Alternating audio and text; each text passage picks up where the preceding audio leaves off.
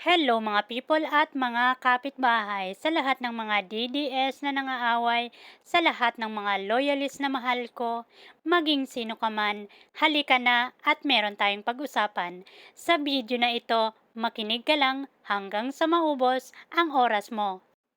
Pag-uusapan natin si Sara Lustay, ang mandarambong ng kaban ng bayan. Sabi ni Sara, gusto niya ang bloodbath.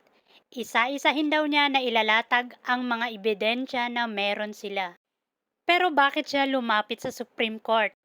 Kung talaga na mabigat ang mga ebidensya na meron siya, dapat ituloy. Dapat sinabihan niya ang mga senador na ayaw ituloy ang impeachment. Sabihin niya sa kanila, hayaan nyo, huwag ninyong hadlangan, kundi ituloy natin dahil meron akong ebidensya.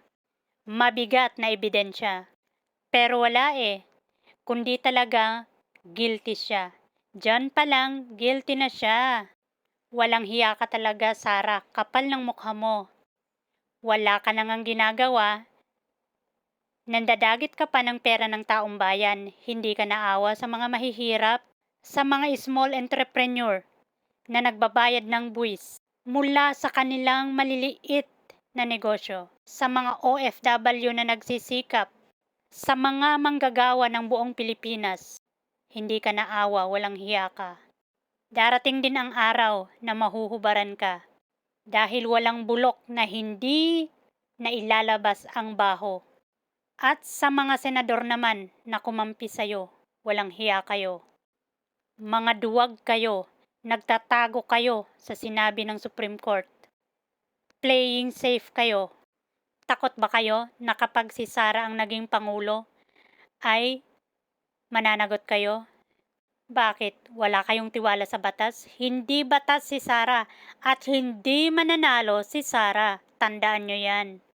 Hindi nyo ba alam na since pumasok ang Duterte sa Malacanang, naging magulo na ang Pilipinas. Sila ang nagpasimuno ng division. Yes, nandyan ang opposition, pero nasa tamang lugar sila kung mag-criticize, kung humadlang. Pero kayo, hindi kayo opposition. Obstructionist kayo. Mga salot kayo ng lipunan. Kauna-unahang presidente ng Pilipinas na nakulong sa ICC, Duterte. Kauna-unahang vice president na mai-impeach sana, Duterte. Kauna-unahang Bisaya na duwag, Duterte.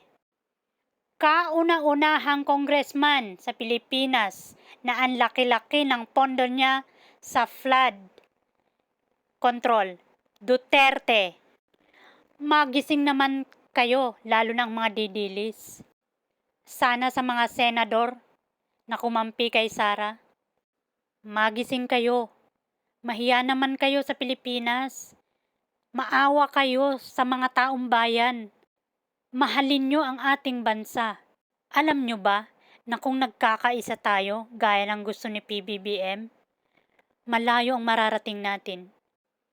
Ang daming bansa na kumakampi sa atin. Pwedeng tumulong.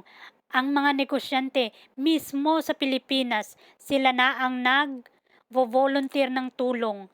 Kahit ang ibang bansa, tumutulong sila. Pero bakit kayo? Kayo na opisyal ng gobyerno, anong ginagawa nyo? Kayo mismo ang nagpapabagsak sa ating bansa. Mga walang hiya kayo. Sabi nyo gusto nyo ng pagbabago, pero ano itong ginagawa nyo? Magsimula sa inyo ang pagbabago ng ating bansa. Alam nyo, mas magaling pa ang House of Representatives kesa sa inyo ng mga senador. Kaya dapat lumayas na kayo dyan or i-abolish ang Senado. Nakakagigil kayo. Hintayin nyo ang galit ng taong bayan dahil hindi sila titigil hanggat hindi mai-impeach si Sara Lustay. Sasabihin ng iba, magkano lang yung nawawala na pera na hindi mahanap? Kahit magkano lang yan, kahit piso lang, mahalaga yan dahil pera yan ng taong bayan. Kung patuloy ang ganyan na prinsipyo nyo, walang patutunguhan ang ating bansa. Sana ma-extend pa ang pagiging Pangulo ni PBBM.